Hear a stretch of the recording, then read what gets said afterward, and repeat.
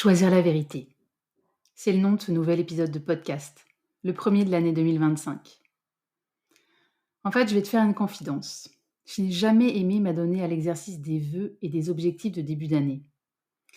Je trouve que ça a un côté un peu artificiel, un peu forcé, un peu mécanique. Bon, heureusement, en janvier, il y a aussi la galette des rois. Mais je me suis quand même posé cette question. Qu'est-ce que je nous souhaite collectivement en ce début d'année? Et vers quoi est-ce que moi je veux tendre? Et l'intention qui s'est imposée à moi pour 2025, c'est bien celle-là.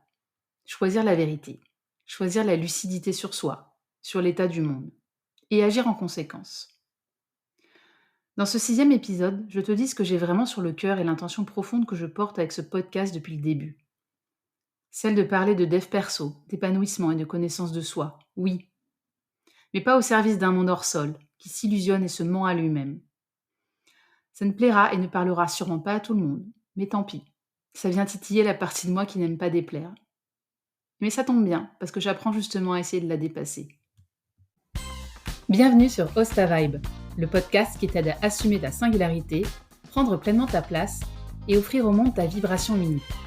Je suis Claire et ce que j'aime le plus, c'est voir le potentiel et la beauté chez les autres et les aider à les révéler. Chaque mardi, je te partage mon propre cheminement, mes prises de conscience et les outils qui me permettent de mieux me connaître, de m'accepter dans mes différentes facettes et de clarifier ce qui m'anime en profondeur. Alors si tout ça te parle, tu es ici chez toi.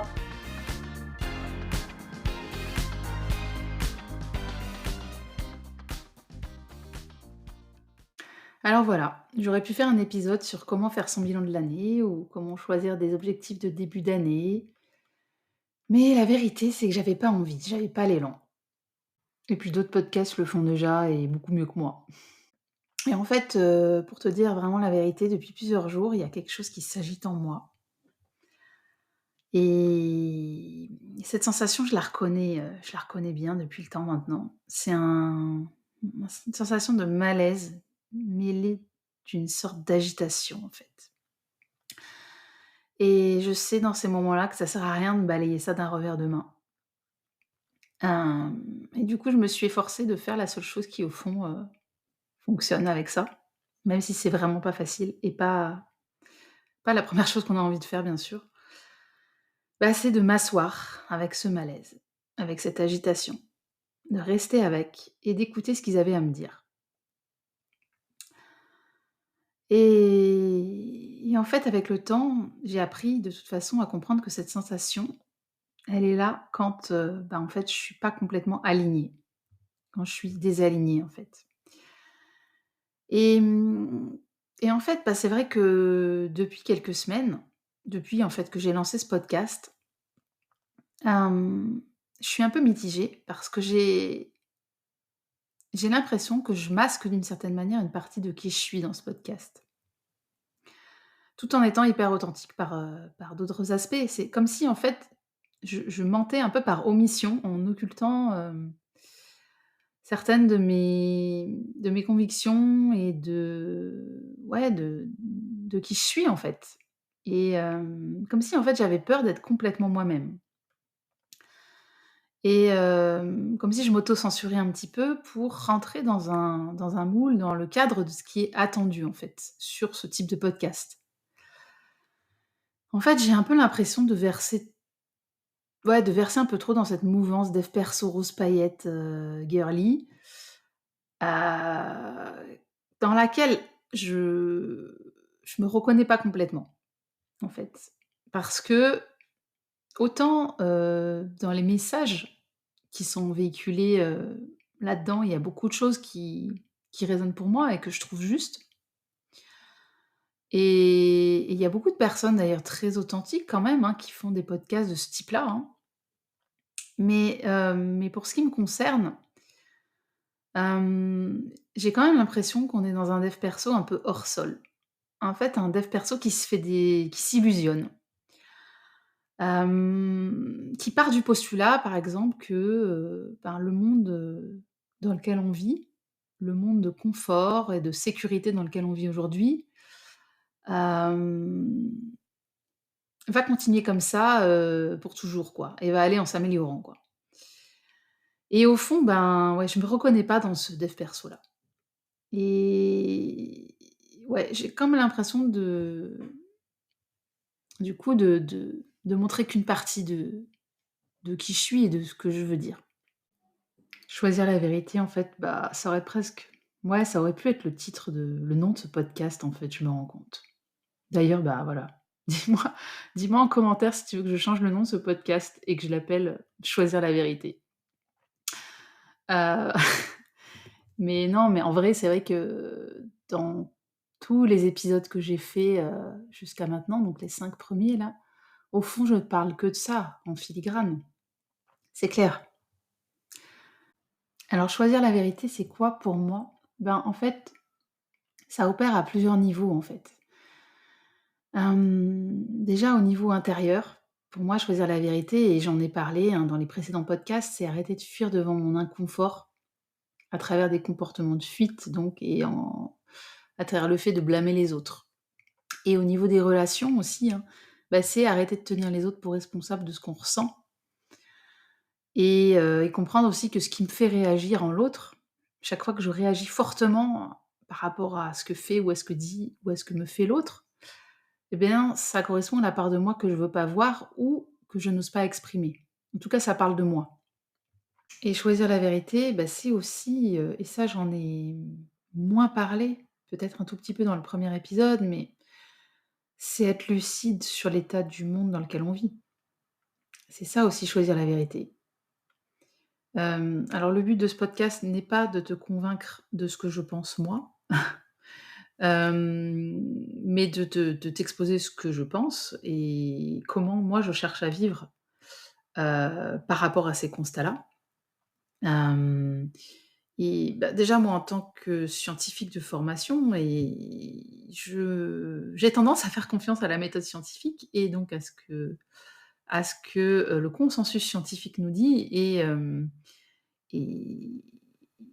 je n'arrive plus à m'illusionner en fait sur le fait qu'on va continuer, encore longtemps avec, le niveau de confort, de sécurité, de technologie et cetera, dont on jouit aujourd'hui et pourtant j'ai quand même l'impression qu'on est en train de enfin beaucoup de gens en fait partagent ce constat et pourtant, moi ce que j'observe, c'est qu'on est en train de foncer tête baissée là-dedans, comme si de rien n'était en fait. Et je ça devient vraiment difficile pour moi, en fait, d'adhérer à ça et d'être complice de ça et hem et ça m'amène aussi à ressentir vraiment de plus en plus, qu'il m'est insupportable d'utiliser mon intelligence, mon mental, qui est un formidable outil, mais qui doit rester un outil, bah, de le mettre à contribution sur des sujets, des choses qui ne font pas aller le monde dans le bon sens. Soit qui ne servent strictement à rien, qui sont complètement à côté de la plaque, soit qui empirent les choses. Ça vraiment pour moi, c'est devenu impossible et j'ai essayé, hein, mais j'y arrive plus et de la même manière, ben, je ne veux plus en fait, mettre les outils du développement personnel auxquels je me suis formée au service, bah, de ça là, de ce monde qui s'accélère, qui fonce tête baissée, en dépit des constats, que l'on fait sur l'état du vivant, par exemple, sur l'état des ressources et cetera et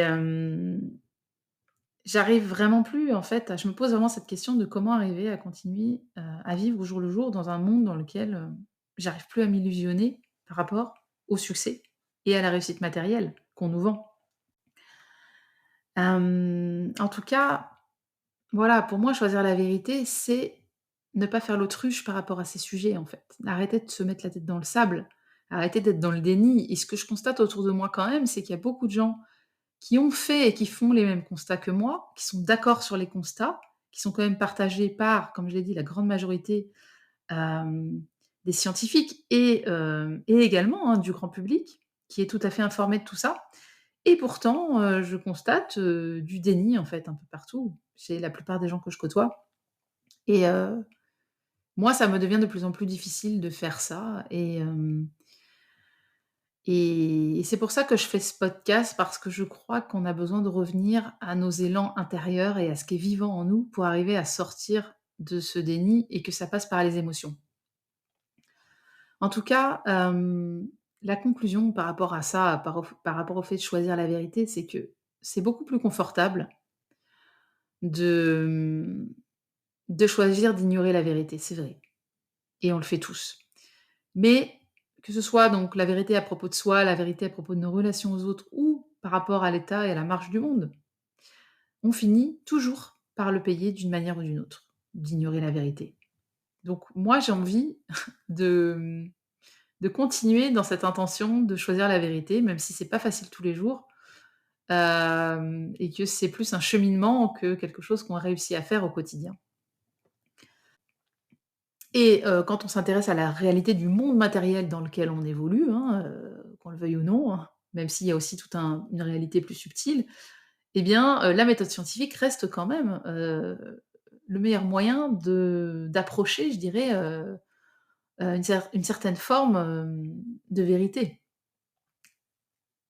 Et 2e chose aussi que moi je vois, hein, c'est qu'il y a quand même un grand danger, et ça je l'avais mentionné dans mon épisode de podcast, c'était le 2e sur les émotions, que, dans la pensée positive et le dev perso un peu mainstream, moi je vois une grosse dérive qui est que, en fait, puisque nos pensées, déterminent notre état émotionnel, et donc nos actions, et bien, très vite, on peut être tenté quand on est là-dedans et qu'on a compris ça, de ne cultiver que des pensées qui nous, permettent d'avoir un état émotionnel positif. Parce que personne n'a envie de ressentir des émotions, désagréables, et puis en plus parce que ça les énergies positives sont les émotions positives, pardon, sont l'énergie qui nous permet de nous mettre en action. Donc c'est hyper important d'avoir des émotions positives, en fait. Sauf que parfois, en fait, on est prêt à penser vraiment n'importe quoi, quitte à nier la réalité, pour cultiver des émotions positives. Et finalement, si j'ai voulu faire un podcast sur cette notion de choisir la vérité, et même, que je m'étais même dit qu'en fait, le podcast lui-même aurait pu s'appeler comme ça, c'est parce que c'est un sujet qui amène plein, plein, plein, plein d'autres notions, en fait. Parce que choisir la vérité, on va pas se mentir, hein, et j'en suis la première, j'en fais, moi la première le constat, ça demande du courage. Ça demande vraiment beaucoup de courage, et c'est tout un programme. Ça demande quoi?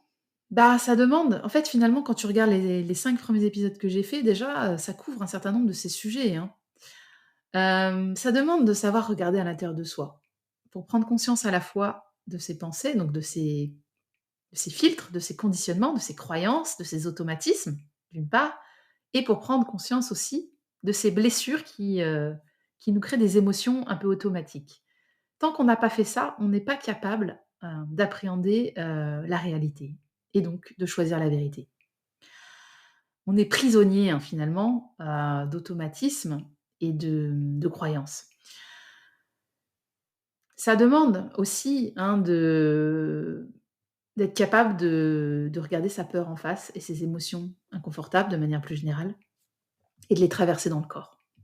Ça, c'est vraiment, vraiment, fondamental. Sinon, on va continuer, hein, comme je le disais juste avant, à essayer de cultiver des émotions positives à tout prix, et donc on ne pourra pas choisir la vérité. Ça demande de savoir du coup de se connecter aussi à nos ressentis physiques, puisqu'on vit dans un monde physique, et du coup, appréhender le monde, c'est se connecter à nos ressentis physiques. Ça demande d'agir en conscience, c'est-à-dire de mettre de la cohérence entre ce qu'on sait et ce qu'on fait, et ça, c'est clairement pas facile. Mais moi, tu vois, si par exemple je prends l'exemple des réseaux sociaux, ben, j'utilise les réseaux sociaux parce que je pense qu'il est utile que je fasse connaître mon podcast, mais tu me verras pas poster 3 stories par jour. Voilà. Parce que ça correspond pas à, ma vision la vision que je me fais d'une, communication, alignée avec les valeurs que je veux porter, avec, le fait que je pense qu'il y a effectivement, il faut, s'imposer une sorte d'hygiène, hein, en termes de contenu, de se dire à chaque fois quand je poste quelque chose: «Mais quelle est l'intention que je mets derrière et est-ce que c'est réellement utile aux autres?» Voilà. Donc moi, je m'impose cette hygiène-là parce que je souhaite mettre en cohérence, ce que je fais avec ce que je sais, en fait.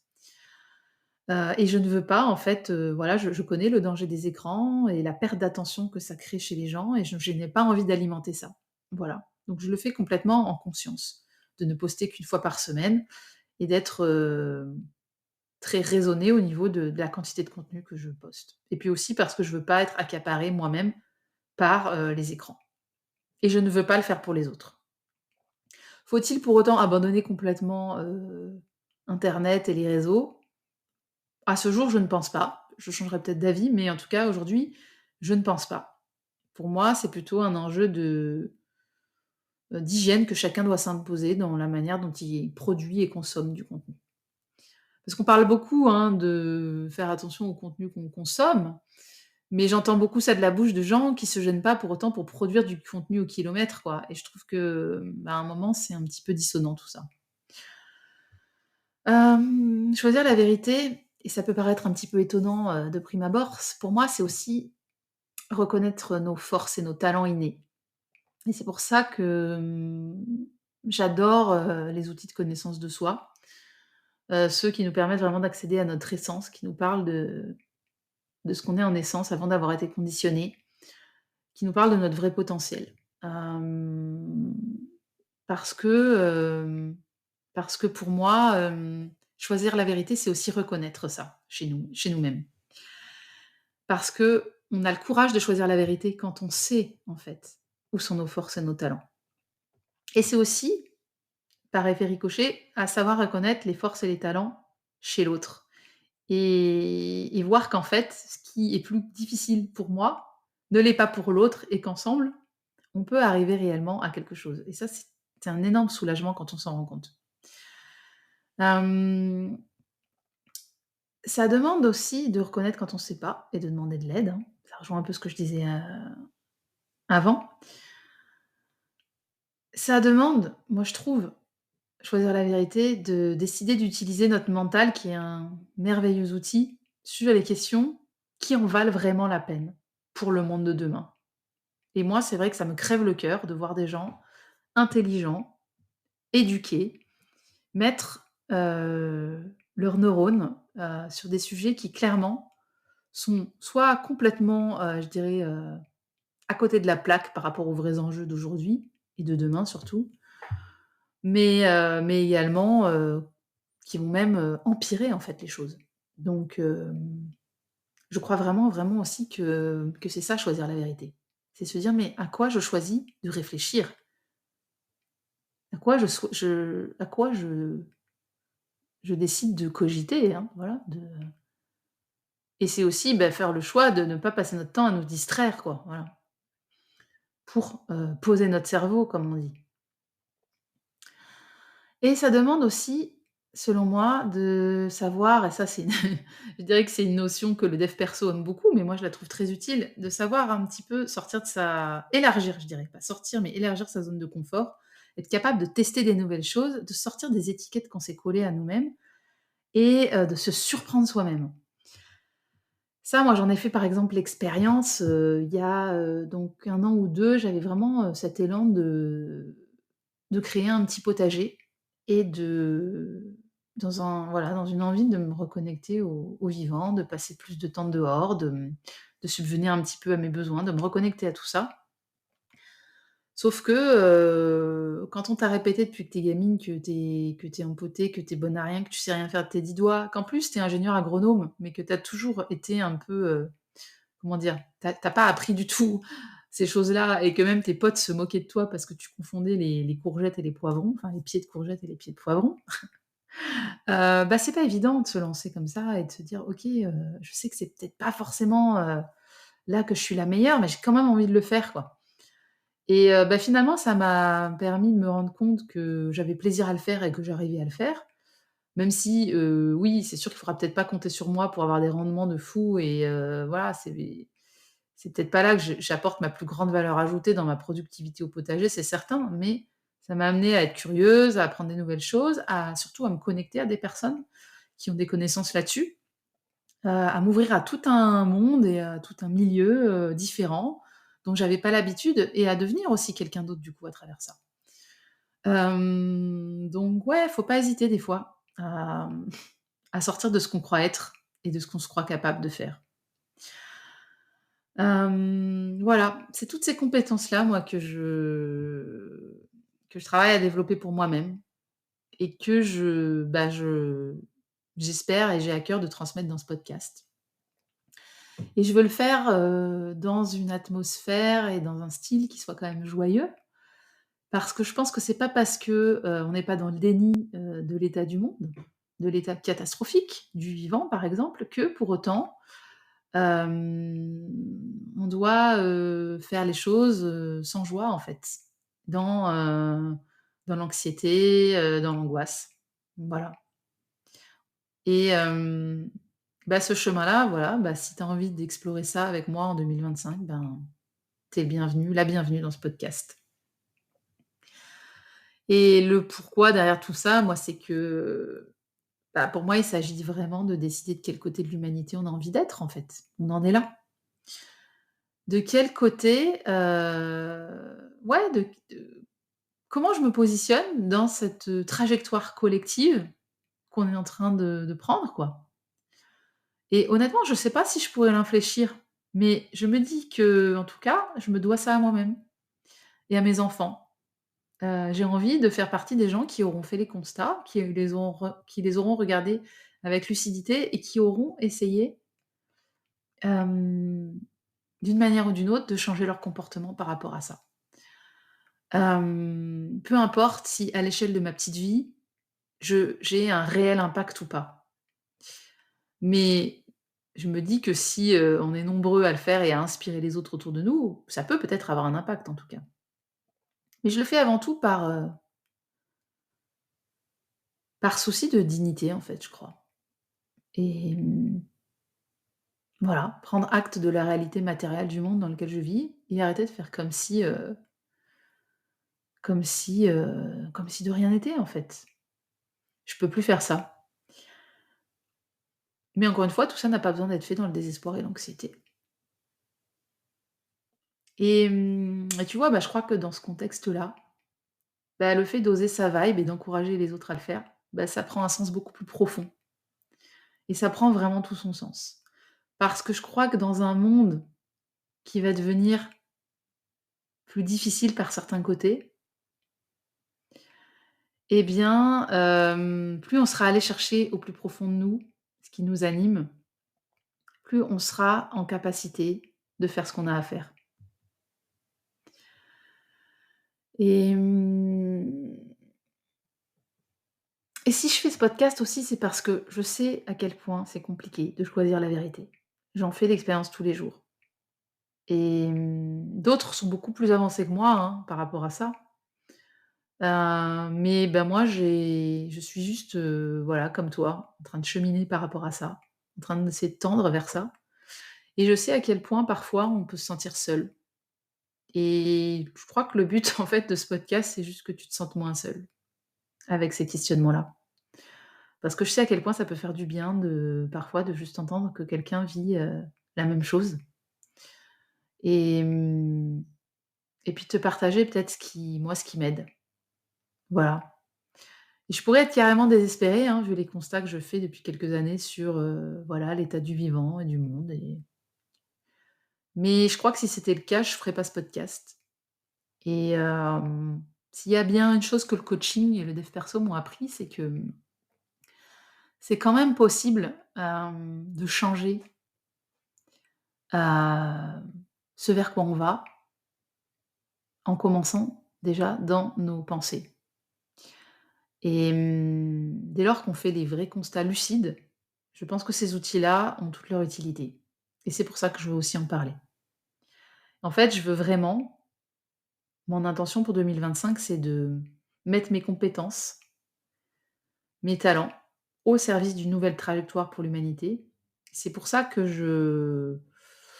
que je m'implique dans une ONG qui s'appelle l'Archipel du Vivant et d'ailleurs, je t'en parle parce que si tu es dans, voilà, dans cette dynamique comme moi, dans tous ces questionnements que j'ai évoqués, moi je co-anime, avec l'Archipel du Vivant un MOOC qui permet de mettre en place, hem, de partir vraiment des vrais constats et de voir ce qu'il est possible de faire localement, pour préparer l'avenir. Hem et ça commence alors il y a une réunion d'information, dans une semaine tout pile. Je te mettrai, voilà, le lien, si tu souhaites t'inscrire, il est encore temps et c'est peut-être, si tu entends ça et que tu as envie, tu as l'élan de venir à cette visio, pour en savoir un petit peu plus, n'hésite pas à le faire. Et mon intention aussi, hein, c'est, voilà, de mettre le dev perso, le coaching, toutes ces choses-là, au service des vraies causes et des vrais besoins. Parce que je pense vraiment, qu'ils ont leur utilité. Parce qu'on n'arrivera pas à faire, à infléchir la trajectoire dans laquelle on est, encore une fois, si on n'est pas capable de traverser les émotions difficiles, si on n'est pas capable, de regarder nos peurs en face, si on n'est pas capable de se mettre en action, de collaborer avec les autres. Voilà, donc pour moi, les 2 vont ensemble. Donc tu l'as compris, voilà, ce podcast, il est pour toi si tu as envie de choisir la vérité, dans tous les sens que j'ai évoqués. Et moi, en tout cas, c'est ce chemin-là que je vais parcourir en 2025 et que je choisis d'incarner et que je choisis de raconter dans ce podcast. Je parlerai peut-être pas de ces sujets-là dans tous les podcasts, mais en tout cas de tout ce qui permet de le faire. Et je sais que ce sera pas facile, mais si tu veux qu'on le fasse ensemble en 2025, ce chemin-là, tu es le bienvenu, la bienvenue ici. Voilà. Hem, alors pour finir, comme à mon habitude, je t'ai préparé quelques petites questions et quelques petits, pistes, pour, essayer de repérer, hem, ce sur quoi aujourd'hui tu choisis peut-être pas la vérité. Et c'est ça qui, à mon avis, crée en fait un sentiment de manque de clarté et de doute. C'est pas que tu sais pas en fait vers quoi tu veux aller, vers quoi tu veux tendre. En fait, tu le sais très, très bien. Tu la sens la vérité, tu la ressens. Mais il y a toutes tes peurs, il y a ton mental, il y a toutes ces questions du genre: «Mais de quoi tu vas vivre? Comment tu vas gagner ta vie? Mais qu'est-ce qu'ils vont penser les autres? De toute façon, tu es pas capable, tu y arriveras jamais». Tout ça là, ça vient interférer avec ce que toi tu sens au plus profond de toi. Et c'est ça qui crée le doute et le sentiment de manque de clarté. Mais la vérité, c'est que tu sais très bien au fond ce que tu veux. En tout cas, tu sais quel est ton prochain pas. Mais tu t'autorises peut-être pas à le faire. Et voilà, les questions que je t'invite à te poser, c'est, quand est-ce que je me mens à moi-même? Quand est-ce que je m'illusionne parce que ça m'arrange de le faire? Quand est-ce que je refuse la vérité par peur de déplaire, par peur d'affronter les émotions inconfortables, par peur d'affronter le rejet? Parce que oui, la vérité, elle existe, mais souvent, en fait, on a envie de croire que tout est juste et puis que tout va bien parce que c'est plus confortable et je le comprends bien. Et sache que oui, ces moments où tu choisis pas la vérité, de toute façon, ils sont pas compliqués à repérer. C'est les moments où tu vas sentir en toi, un inconfort, une résistance et un sentiment de doute et de manque de clarté. Voilà, j'espère que cet épisode, t'a été utile, a résonné pour toi. J'ai conscience que, voilà, c'est beaucoup de notions, beaucoup de choses qui arrivent un petit peu parfois en vrac. Je te cache pas que j'ai beaucoup de de plaisir à faire ce podcast quelque part. Enfin, je sens que c'est ce que je dois faire, mais d'un autre côté, c'est pas évident pour moi. J'ai trop d'idées qui se bousculent, par moments, sur un même sujet et c'est difficile pour moi des fois de, voilà, de faire rentrer, tout ce que j'ai besoin et envie de dire dans un format, qui soit, clair et structuré donc voilà, j'essaye de m'améliorer au fur et à mesure et je sais que, quoi qu'il en soit, même si c'est pas parfait encore une fois, bien ça il y a forcément des choses qui auront résonné pour toi, enfin je l'espère en tout cas. Et bah, je te dis à la semaine prochaine.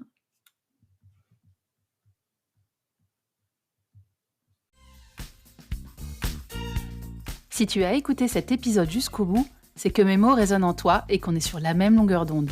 J'en suis vraiment heureuse et je te remercie beaucoup pour ton écoute. Si tu souhaites soutenir le podcast, tu connais la chanson. N'hésite pas à me laisser un commentaire, à t'abonner pour ne rater aucun épisode et à partager ce contenu aux personnes de ton entourage qui en ont besoin.